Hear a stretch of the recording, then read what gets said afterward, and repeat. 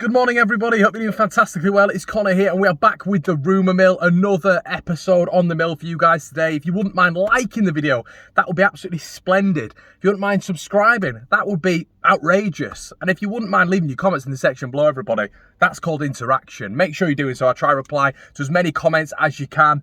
The podcast with my dad has gone down so well. 13,000 views, unbelievable. And my video yesterday as well on the Rumour Mill did really well as well. So thank you so much for your continued support for the original Leeds news update source, whatever you want to call it, on the YouTube sphere. So thank you so much for that, everybody. Alongside that, there is more Patreon content coming this week as well. So if you want some bonus One Leeds content, make sure you check that out as always. But guys, some good news to get into today, but you have to wait till the end, so we're going to get into that. But some news on Noah Lang. So yesterday, he did an interview with a Dutch publication, essentially saying that Leeds United last summer had put in 3 separate bids for the winger. Allegedly, Leeds United actually flew out to the Netherlands to speak to Noah Lang and his representatives, but nothing came to the fore. I don't know why. I wonder why. Obviously, he said some very outrageous things. Noah Lang, he's been quoted as saying some outrageous things. I'm not going to say that on what he said on this platform. You can go and do your own research, but it's not great. It's not a good look, and maybe Leeds United took a look at that, look at it from a PR standpoint, and just look at it from a moralistic standpoint, and turn around and said, you know, we're not going to go there. We're not going to go there. But when it comes to football and ability, there is no doubt in this guy's quality. Absolutely been excellent for Club Brugge this year. He's done it in the Champions League. He's done it domestically as well, and he looks like he's going to be the next big name off the conveyor belt. Arsenal are interested, Tottenham are interested, and it is just fascinating to hear that Leeds United were in the race for him last summer. Now, what would I do with Noah Lang? I mean, if you're looking at a like-for-like Rafinha replacement, by God, this guy's it. You know, he's a talented boy. But once again, as I say to you guys, systems make absolutely everything. They make absolutely everything. And if Noah Lang isn't going to fit a system, if he's not going to fit the Jesse Marsch way, as I always say, if Leeds aren't to be playing expansively, if we're not going to be playing fluidly out wide, if we're not going to be playing on the touch lines, then these players have to be looked at from a Leeds United standpoint. Our own players, Jack Harrison, Christensen, Somerville, Dan James, Rafinha, if they're going to actually fit the mould, you know, fantastic. But if they're not going to fit the mould, have they got a future at the club? We've spoken about Jack Harrison being linked to Newcastle and Tottenham. Is that going to come to fruition when the window does actually open? So a lot of interesting stipulations when you look at a player like Noah Lang, because quality-wise, would he improve Leeds? 100%. Is he the player that could replace Rafinha on a level? Potentially, yes. And he's younger as well. A lot more potential there. So yeah, there are a lot of things to consider there, but system-based players, it looks like, are what Leeds United are looking at right now. Some more good news today as well. The Athletic are reporting that Leeds United apparently are extremely interested in doing the Morgan Gibbs White deal. We've reported on this channel before numerous times. If you'd have checked my 5 Championship players video that I did on my Patreon account, Morgan Gibbs White was one of those players. Little spoiler alert for you guys who haven't checked the video out. You can check it out in the link description below. But Morgan Gibbs White was one of those players. Never afraid of the bright lights. Ball orientated. He's absolutely superb.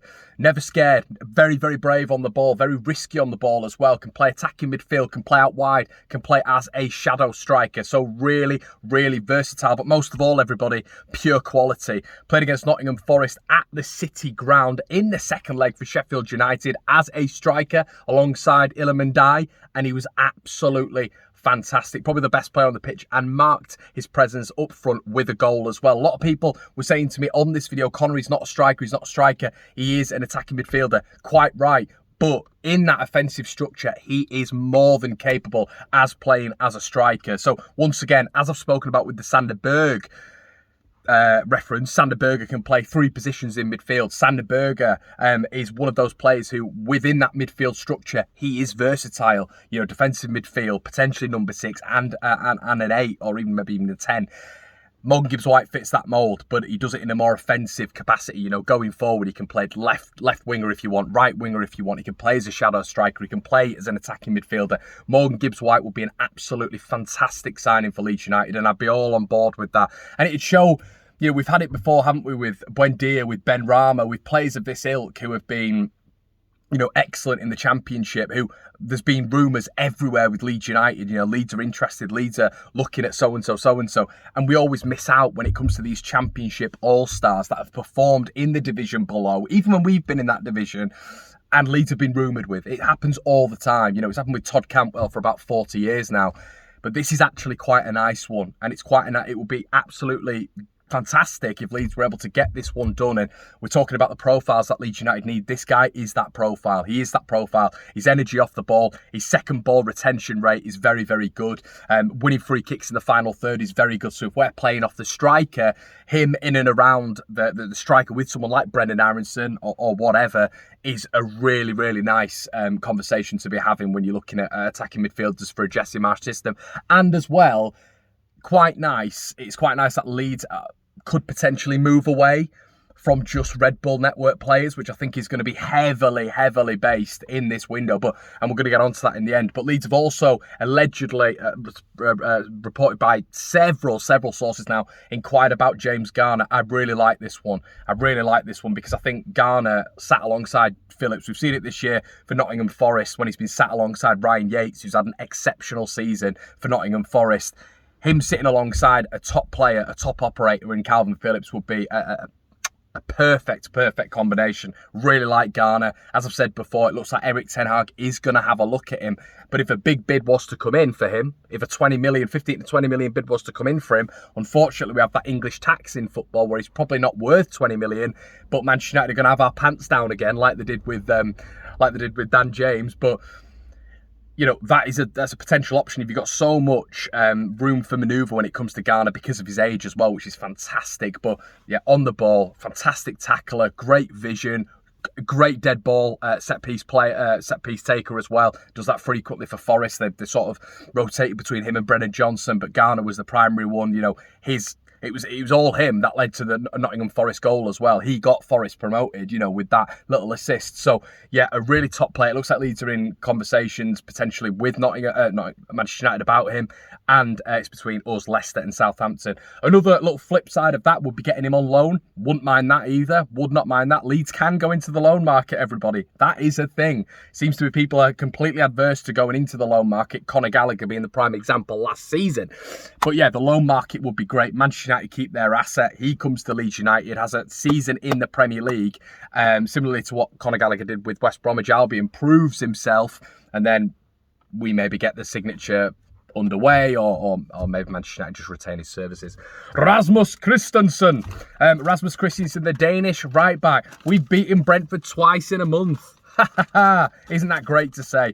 Beating them down at their ground, and also we've beaten them to the signing, it looks like, of Rasmus Christensen, the right back who plays for RB Salzburg. As I spoke to you guys about earlier, I'm all right with these Red Bull signings because they are going to fit a certain profile, a certain system. What I don't want us to do is to go too heavy on the Red Bull network, but the right back is an upgrade on Luke Ayling, is an upgrade on Stuart Dallas, is an upgrade on Jamie Shackleton when you're looking at this guy's profile. So excellent. He's worked with Jesse Marsch before. He's worked in this system before. It makes complete sense. Is he the complete right back that I would want? No. Is he Jed Spence? No. But he is a strong, athletic defender who's got assists in the Austrian Bundesliga, who's got goals in the Austrian Bundesliga. I've said before, I think he can be a little bit rigid, looks a little bit... when you call a defender solid, I don't know if that's a compliment, to be quite honest with you. And he looks solid. A lot of people are referencing him as a solid player. Massive, absolutely massive. So he's going to be a danger from set pieces. And if you have got to take this into consideration as well, guys, with how good Brentford's recruitment model is, them being all in on getting someone like Rasmus Christensen is also a little bit of a bonus for Leeds United as well, because it sort of almost validates him being a pretty good player if they're Dortmund and Brentford both looking at him, and Leipzig. So an agreement in place, really well done by Leeds United to get him over the line with all that competition, especially where we finished last season, which just shows the profile of the club. Yes, Bielsa was absolutely fantastic. Yes, he was the almost aura of the club, but it just shows that Leeds United as a foundation, as a club in the Premier League, and how big we actually are still able to attract some of Europe's finest. And from what I've read on Rasmus Christensen, I've read a lot of articles, I've spoken to people again, which I always try and make sure I do. This guy is a proper signing, and he's definitely the profile that is going to help Leeds United. So it's a really good acquisition, a good signing, an upgrade but it is only the start, everybody who is watching this One Leeds Fan Channel. Well done, Aronson. Well done, Christensen, which probably is going to be announced in the next couple of days. We need more. We need more. We need Morgan Gibbs-White. We need James Garner. We need another striker. We need an experienced goalkeeper to be helping out Meslier. Then you can look back and and a central midfielder. Well, maybe that is Morgan Gibbs-White. But then you can sit back and look and say to yourself, do you know what? This squad is taking shape. Let me know what you think in the comment section below. Have a good one, everybody. Have a good bank holiday, and I'll see you in a bit. Cheers.